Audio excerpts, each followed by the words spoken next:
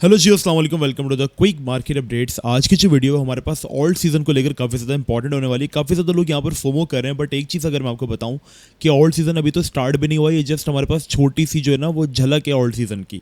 ठीक है, बिल्कुल माइनर सी 1% भी झलक नहीं है ऑल्ट सीजन की। ठीक है, बिल्कुल बारीक सी झलक है ये। ठीक है, तो अभी आपको मैं पूरी सीन जो एक्सप्लेन करने वाला हूँ, कैसे चीज़ें वर्क करेंगी, क्या होगा इथेरियम का, क्या होगा और किस तरीके से हम यहाँ पर चीज़ों को जो एक्सपेक्ट कर सकते हैं। ठीक है, इससे पहले चैनल को सब्सक्राइब कर लो। 1 लाख सब्सक्राइबर्स के हम काफ़ी ज़्यादा करीब है। एक डिस्क्लेमर मैं आपको देना चाहूँगा, I am not your financial advisor. अगर आपको मैं वही चीज़ बताता हूँ जो मुझे चार्ट्स के ऊपर नजर आती है। अगर आपको मेरा पॉइंट ऑफ व्यू अच्छा लगता है, so you guys can like the video और subscribe the channel. Now let's start the video.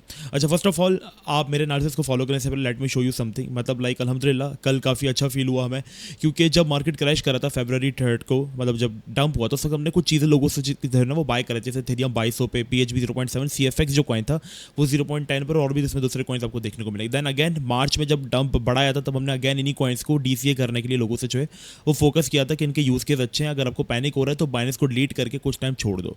फिर इवन के लास्ट जून के अंदर हमने लोगों से कहा कि भाई इन कॉइन्स को दोबारा से DCA करने का आपको अच्छा मौका मिल गया है। एंड अल्हम्दुलिल्लाह कल हमने क्या देखा कि यहाँ पर जो हमारे पास CFX कॉइन है, ठीक है, वो यहाँ पर काफ़ी ज़्यादा आराम के बाद, इवन जो हमारे पुराने मेंबर्स उनको पता होगा कि कैसे इस तरीके से फॉलो हुआ, और ऑलमोस्ट DCA करने के बाद, एवरेज करने के बाद ऑलमोस्ट हमने जो 140% प्रॉफिट बनाया। PHB जो है वो भी बहुत अच्छे से जो है वो यहाँ पर फॉलो हुआ। अगर आप जाकर देखेंगे तो अल्लाह का शुक्र हमने काफ़ी अच्छे गेंस जो है वो बनाए। तो आप मेरे एनालिसिस को देख सकते हैं कि हम लोग किस तरीके से आवाम को जो वो लेकर चलते हैं, साथ साथ एक कम्युनिटी की तरह।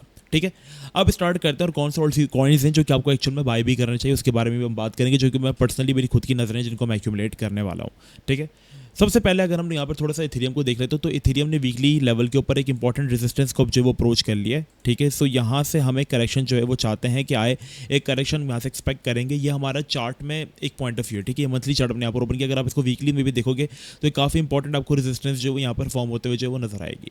ठीक है, तो ये रीजन हमारे पास काफ़ी इंपॉर्टेंट है अगर कोई इथेरियम को बाय करना चाह रहा है। सो मेरी रिकमेंडेशन ये है कि यहाँ से अगर हमें करेक्शन मिलती है, ठीक है, तो वो करेक्शन हमारे पास एटलीस्ट भी हो सकती है, क्योंकि देखो मार्केट जितना बाउंस कर जाए बट उसमें करेक्शन अच्छा आ जाता है। ठीक है, तो वो करेक्शन हमारे पास हो सकती है 3300 3200। अब आप बोलोगे मुझे भाई पहले तो आप जब 3200 पर था तब आप कह रहे थे कि 3000 पर 2800 पर बाय करना, तो भाई साइड सी बात है, अब कॉइन अगर हमारे पास रिट्रेसमेंट्स नहीं देगा तो हमारे लेवल्स तो फिर ऊपर की तरफ जाएंगे ना। ये बाय करने के लेवल्स तो है ही नहीं। बाय करने के लेवल्स तो ये थे जो कि हमने आपको पहले बताए थे। ठीक है, बाय करने के लेवल्स तो ये 2450 थे जिसके लिए हम आपको अप्रोच कर रहे थे। बाय करने के लेवल तो ये 2200 वाले थे जब हम चीख रहे थे, तब आपने बाय नहीं किया, तो अब तो हम यही कह सकते हैं ना आपको कि रिट्रेसमेंट करे तो आप बाय करना। तो ये हमारे रीजन हो सकते हैं, क्योंकि जितना भी ईथ पम्प कर जाए, देखो जितना ये बाउंस करता है, अगर मार्केट रिट्रेस करती है तो उसके अंदर एक हेल्दी करेक्शन अच्छी ही आती है। जब जब मार्केट ने रिट्रेस किया ईथ के अंदर एक करेक्शन हेल्दी ही आती है, चाहे डोमिनेंस ज़्यादा हो कम हो, लेकिन correction is a part of game. चाहे वो स्टॉक हो, फॉरेक्स हो, क्रिप्टो, अब ईथ कंटिन्यूसली बाउंस करे तो यहाँ पे वी वांट के करेक्शन है जहाँ पर हम एक्यूमुलेशन जो है वो कर सकते हैं। अदरवाइज अगर ये बाउंस करता है, इसको भी ब्रेकआउट करता है, तो फिर हमारे सिनेरियोज जो है वो कुछ और होंगे। But for now we can wait for retracement. अच्छा, अब एक और इंपॉर्टेंट चीज़ जो कि मैं आपसे कहूँ कि अभी हम क्यों कह रहे हैं कि ऑल्ट सीजन अभी स्टार्ट ही नहीं हुआ। ये चार्ट हमारे पास है अदर्स डोमिनेंस का। इसमें आप साफ साफ देखेंगे कि एक्सक्लूडिंग टॉप 10 डोमिनेंस, मतलब टॉप 10 में हमारे पास बिटकॉइन, इथेरियम, ये सारे। अब देखो हमने क्या देखा, जब BTC डोमिनेंस बाउंस कर रही थी उस वक्त सिर्फ BTC ही बाउंस कर रहा था। ठीक है, इतना टाइम जो है हमारे पास कितना पैनिक हुआ, उसमें सिर्फ और सिर्फ BTC बाउंस हुआ और सारी डोमिनेंस BTC से उधर जा रही थी।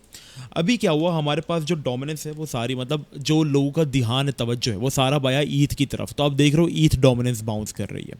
ठीक है, हर चीज़ का एक सीज़न होता है, और मैंने आपको ऑल्ट सीज़न के बारे में, मैंने आपको मनी साइकिल के बारे में अपनी पिछली 2 वीडियोस के अंदर बताया था कि कैसे हमारे पास सबसे पहले जो पैसा है वो BTC में आएगा। ठीक है, मैं इसको स्क्रीन को वाइड कर दूँ। सबसे पहले पैसा हमारे पास जो है वो BTC में आएगा। BTC के बाद फिर वो हमारे पास आता है ईथ में। ईथ के बाद आता है वो हमारे पास टॉप हाई कॉइन्स के अंदर, जैसे कि टॉप 10 क्रिप्टो करेंसी, फिर इसके बाद ऑल्ट्स में आता है।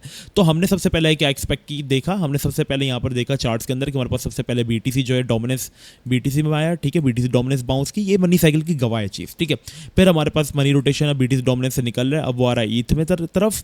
ठीक है, फिर जब एक ईथ डोमिनेंस चलेगी हमारे पास 1 महीने तक, 1.5 महीने तक, जब हमारे पास ईथ एक लेवल के ओवर के सस्टेन करेगा, देन फिर हमारे पास मनी रोटेशन जो होगा वो होगा हमारे पास अदर्स, मतलब दूसरे डोमिनेंस, दूसरे कॉइन्स की तरफ। और दूसरे कॉइन्स ने तो अभी बाउंस लेना स्टार्ट भी नहीं किया, ये तो जस्ट थोड़ा सा ही निकले। और अभी अगर आप जाकर देखोगे एज कंपैरिजन, खाली नवंबर में जो एक छोटी सी ऑल्ट रैली आई थी, ठीक है, नवंबर में आप देखोगे और अडर डोमिनेंस में पैसा आया था, जिसमें हमारे पास 40% ये बाउंस हुई थी। और उस वक्त जाकर हमारे एक नॉर्मल कॉइन को देखेंगे तो नवंबर में उसने किस तरीके से आउट परफॉर्म किया उसकी बताने की मुझे जरूरत नहीं है कि नवंबर में वो किस तरीके से जो थे वो हमारे पास बाउंस हुए थे। ठीक है, एक एक कॉइन हमारे पास हाई कैप्स की मैं बात कर रहा हूँ किस तरीके से बाउंस होते हैं। इवन ENS बाउंस हुआ है लेकिन उतना नहीं हुआ जितना नवंबर में हुआ था।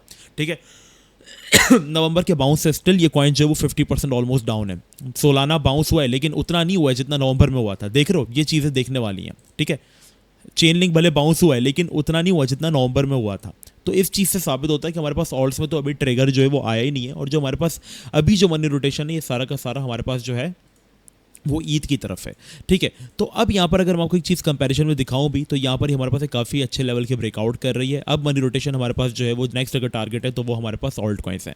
अब अगर इनको देखो बेयर मार्केट लानी है, देखो हमारा बेयर मार्केट का कंसेप्ट ठीक है, क्लियर है, सीधा है, बट बेयर मार्केट लाने से पहले इनको थोड़ा सा रिटेलर्स को भी मार्केट में घुसाना होगा, क्योंकि BTC या इथेरियम अब रिटेलर बाय नहीं कर सकते। इवन BTC आप 70-80 हज़ार पे स्टिल बाय कर सकते थे, मतलब वो 1,20,000 की तरफ जा चुका है। तो जाहिर सी बात है अगर इनको लिक्विडिटी चाहिए तो इनको रिटेलर्स को तो मार्केट में लाना है, तो अब ईथ में पैसा लाएं। अब ईथ के बाद जब ऑल्ट कॉइन्स पम्प करेंगे, ऑल्ट सीजन आएगा, जब लोग अट्रैक्ट होंगे तभी पैसा मार्केट की तरफ आएगा, और जब पैसा आएगा तभी लोग लिक्विडेट करेंगे। तो पहले इनको ऑल्ट सीजन लेकर ज़रूर आना है। तो वॉट वी आर एक्सपेक्टिंग कि हमारे पास जो अदर डोमिनेंस है वो बहुत अच्छे अपने लेवल की तरफ जो आ चुकी है। ज़्यादा से ज़्यादा अगर ये मैक्स गिरती भी है तो आई डोंट थिंक कि इससे ज़्यादा नीचे फॉल करती है, लेकिन डोमिनेंस हमारे पास बहुत अच्छे रीजन में, यहाँ से हम एक हेल्दी बाउंस जो एक्सपेक्ट करते हैं। और इस अदर डोमिनेंस का 1% बाउंस जो या 3% बाउंस जो वो ऑल्ट के 30 से 40% बाउंस के बराबर होगा एवरेज ऑल्ट कॉइन के अंदर, ठीक है। यही सिनेरियो हमने लास्ट टाइम जो एक्सपेक्ट किया था 2021 में, जब इसका ब्रेकआउट हुआ था। हमने देखा था 2020 में जब डोमिनेंस हमारे पास बाउंस हुई थी। अब खाली 2020-21 में देख लो, जब अदर्स डोमिनेंस बाउंस हुई थी तब ऑल्ट कॉइन्स कहाँ पर हुआ करते थे। जैसे कि अगर आप खाली चेन लिंक एग्जाम्पल ले लो, जब last time others dominance bounce हुई थी 2020-21 में, तो चेन लिंक कॉइन $0.7 से हमारे पास $50 पे चला गया था, 7,500% में, ठीक है। जो कॉइन्स तो स्नैप आप उन सबका कंपेरिजन कर सकते हो। जैसे आई थिंक एवेक्स था, तो आप एवेक्स का कंपेरिजन कर लो, जब लास्ट टाइम डोमिनेंस ऑल्ट्स की बाउंस हुई थी तो वो कहाँ गए थे। तो अभी तो भाईजान पैसा ऑल्ट्स में आया ही नहीं है। अभी आप ऑल्ट एक सिंपल ऑल्ट कॉइन का चार्ट जो है उसमें भी देखोगे तो अभी मनी रोटेशन आने स्टार्ट हुई, और डोमिनेंस का चार्ट देखोगे तो उसमें भी मनी रोटेशन आने स्टार्ट हुई है। तो ये भी एक बहुत अच्छे रीजन की तरफ से निकलना स्टार्ट हो गया। पहले पैसा BTC में आया, बीच में आया, बीच के बाद तो अदर्स में ही जाएगा, ऑल्ट्स में जाएगा। और जब तक ऑल्ट कॉइन्स में पैसा नहीं आएगा रिटेलर मार्केट के अंदर इतना ज़्यादा यहाँ पे फोमो करके मार्केट में नहीं आएगा। और जब रिटेलर की लाएंगे, ये लोग जान करके लाएंगे ताकि ये लोग एक एग्जिट लिक्विडिटी जो है वो फाइंड कर सके। तो अभी मार्केट के अंदर एग्जिट लिक्विडिटी लाने के लिए इनको ऑल्ट सीजन लेकर आना है, ठीक है। तो यहाँ पर हम एक्सपेक्ट कर सकते हैं कि ऑल्ट सीजन जो है वो अराउंड हमारे पास Q4 तक जो है वो हम एक्सपेक्ट कर सकते हैं कि आएगा। और अब जो मैंने आपसे कहा था कि कौन सा ऑल्ट कॉइन है जो कि स्टिल आपके पास अपॉर्चुनिटी दे रहे हैं, इनको आप बाय कर लो। सबसे पहला कॉइन है हमारे पास FET, ठीक है।